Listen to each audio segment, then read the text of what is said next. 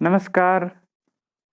शिक्षण विषय और विधियों में दूसरा चैप्टर हम पढ़ते हैं शिक्षण कौशल। पहले चैप्टर में हमने पढ़ा था कि शिक्षण जो कौशल है वो 4 प्रकार से होता है। सुनना, बोलना, पढ़ना, लिखना, उनके बारे में अध्ययन किया था। दूसरे भाग में हम पढ़ते हैं शिक्षण कौशल। शिक्षण एक विज्ञान है, इसके द्वारा अच्छे शिक्षक तैयार किए जाते हैं। शिक्षण कौशल की विशेषताएं। शिक्षण कौशल की पहली विशेषता है शिक्षक के व्यवहार में परिवर्तन लाना। यानी शिक्षण कौशल का सबसे महत्वपूर्ण उद्देश्य है शिक्षण यानी शिक्षक के व्यवहार में परिवर्तन लाना। प्रभावी शिक्षण में सहायक यानी शिक्षक अच्छी तरीके से पढ़ा सके। उद्देश्य की प्राप्ति में सहायक शिक्षक का जो उद्देश्य है वो उसे पूर्ण रूप से प्राप्त हो, इसके लिए वो कौन कौन से शिक्षण कौशल काम में लेता है।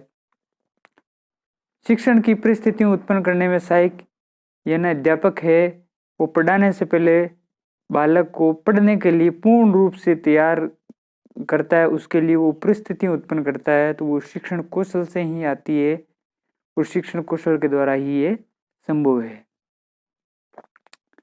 हिंदी भाषा में शिक्षण की दृष्टि से कई कौशल हो सकते हैं। यानी शेषवर वाचन ये शिक्षण कौशल का भाग है, यानी अध्यापक है काम में लेता है, मौन वाचन करवाता है, उच्चारण करवाता है, पाठ की प्रस्तावना इन प्रस्तावना कौशल प्रस्तावना विकसित करता है, भूमिका बनाता है, पाठ का प्रस्तुतिकरण करता है, फिर वर्तनी संबंधी बताता है, फिर उसमें से सुलेख भी देता है, प्रश्न करवाता है, श्यामपट पर कार्य भी देता है, द्रव्य श्रव्य साधनों का प्रयोग भी करता है, मतलब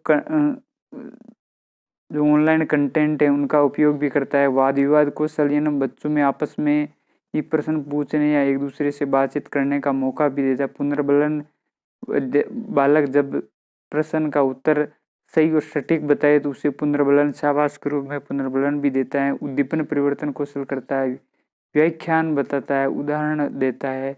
ये हिंदी भाषा में शिक्षण की दृष्टि से कौशल है। प्रमुख शिक्षण कौशल कौन कौन से हैं? तो पहला कौशल है प्रस्तावना कौशल। कक्षा में पाठ का प्रारंभ उसी की प्रस्तावना से किया जाता है।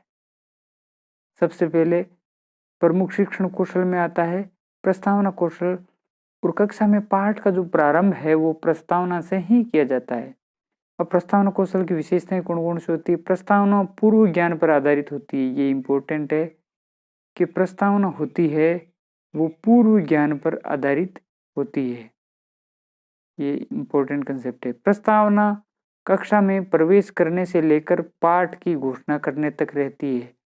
यानी कि प्रस्तावना ऐसी बनानी चाहिए कि कक्षा में बालक प्रवेश करता है या अध्यापक आता है, वहां से लेकर पाठ की घोषणा कि आज हम ये पाठ पढ़ेंगे, वहां तक जो है रहती है। छात्र को पाठ के लिए मानसिक रूप से तैयार कर किया जाता है। ये इंपॉर्टेंट है। प्रश्न इसका इस प्रकार से आता है कि निम्न में से कौन सा कौशल है जो छात्र को पाठ के लिए मानसिक रूप से तैयार करता है? तो मानसिक रूप से तैयार करने का कौशल है वो है प्रस्तावना कौशल, भूमिका कौशल। प्रस्तावना पाठ की स्थापना के लिए होती है, इसलिए इसे पाठों पे स्थापन भी कहा जाता है, क्योंकि पाठ की जो रूपरेखा है वो प्रस्तावना से ही होती है, इसलिए इसे पाठोपस्थापन भी कहा जाता है। प्रस्तावना का उद्देश्य यानी किस कारण से प्रस्तावना करते हैं? छात्र को पूर्व ज्ञान का उपयोग कराते हुए प्रस्तुत पाठ की ओर उन्मुख करना या रुचि जागृत करना प्रस्तावना कौशल का उद्देश्य है। प्रस्तावना कौशल ज्ञात से अज्ञात की ओर चलती है। प्रस्तावना कौशल के घटक पूर्व ज्ञान, सबसे पहले जरूरी है पूर्व ज्ञान होना। दूसरा तारतम्यता, यानी पूर्व ज्ञान नए ज्ञान से जुड़ा होना चाहिए, न्यू ज्ञान से। सहायक सामग्री कौन कौन सी सहायक सामग्री में काम लेते हैं? चार्ट लेते हैं, चित्र लेते हैं या किसी प्रकार के लेते हैं का उपयोग। कथनों का पाठ्य पुस्तक में संबंध प्रस्तावना की अवधि, यानी अवधि इतनी बड़ी भी प्रस्तावना नहीं होनी चाहिए, प्रस्तावना की अवधि भी होनी चाहिए, इस पर इसमें घटल है। अब क्वेश्चन है कुछ, छात्र का कक्षा में पढ़ने के लिए मानसिक रूप से तैयार किया जाता है प्रस्तावना कौशल से। सर्वप्रथम छात्र को प्रेरणा देनी चाहिए जिससे वे रुचि उत्पन्न हो। ये भी एक इम्पोर्टेंट कंसेप्ट है। कि सबसे पहले बालक में क्या उत्पन्न करें, उसे प्रेरणा दें जिससे उसमें रुचि उत्पन्न हो जाए, वो प्रस्तावना कौशल में ही आता है। दूसरा कौशल है शिक्षण का प्रश्न कौशल। इस कौशल द्वारा निम्न उद्देश्य की प्राप्ति की जाती है। सबसे पहले प्रेरणा देते हैं, रुचि जिज्ञासा उत्पन्न होती है जिससे, फिर पूर्व ज्ञान की जांच करते हैं, फिर है कठिनाइयों का पता लगाते हैं, ध्यान केंद्रित करते हैं बालक को जिससे बालक की झिझक दूर हो जाए, फिर उसको दोहराते हैं और उसकी सहायता भी करते हैं। छात्र से कक्षा में प्रश्न पूछना चाहिए क्योंकि इससे छात्र में प्रेरणा मिलती है, रुचि जिज्ञासा उत्पन्न होती है। दौरान या सभी प्रश्न ये है कि छात्र से कक्षा में प्रश्न पूछना चाहिए जिससे छात्र में क्या उत्पन्न होती है, प्रेरणा उत्पन्न होती है, रुचि व जिज्ञासा उत्पन्न होती है। दौरान होता है या सभी, तो इसमें सभी। प्रश्नों की विशेषताएं। अब प्रश्न कौशल तो हमने देख लिया, अब प्रश्न कौशल की विशेषताएं कौन कौन सी होती है। नुकीले प्रश्न है ना, प्रश्न पूछते ही सभी का ध्यान आकृष्ट हो जाना चाहिए, इस प्रकार से नुकीले प्रश्न होने चाहिए। निश्चित उत्तर वाले प्रश्न भी होने चाहिए, विरोचित प्रश्न, क्रमबद्धता भी होनी चाहिए प्रश्नों में, आकार तथा कठिनाई का स्तर भी होना चाहिए, संक्षिप्त प्रश्न होना चाहिए, ऐसा नहीं कि बड़ा प्रश्न हो।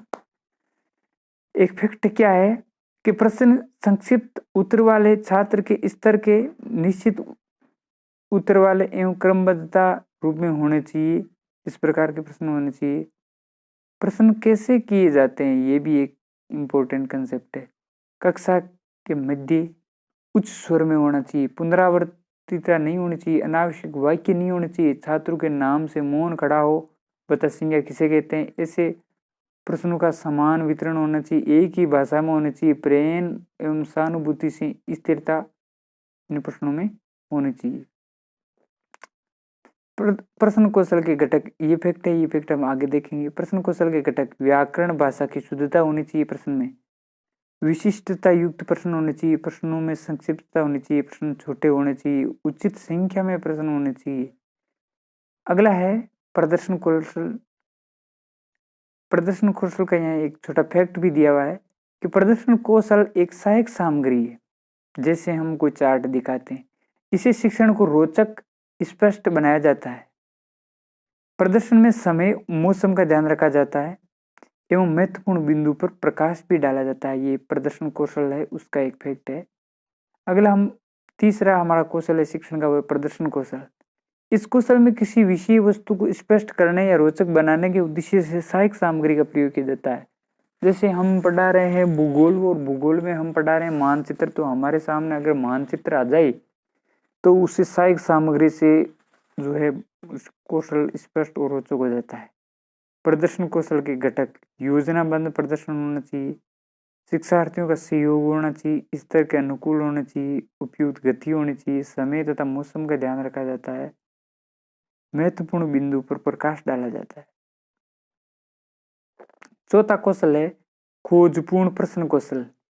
विषय वस्तु की गहराई तक पहुंचने के लिए शिक्षक अपने विद्यार्थियों से खोजपूर्ण प्रश्न करता है। क्या होता है खोजपूर्ण प्रश्न? अध्यापन का ये एक ऐसा कौशल है जो छात्रों को नई सूचनाएं खोजने, कल्पना करने के लिए प्रेरित करता है।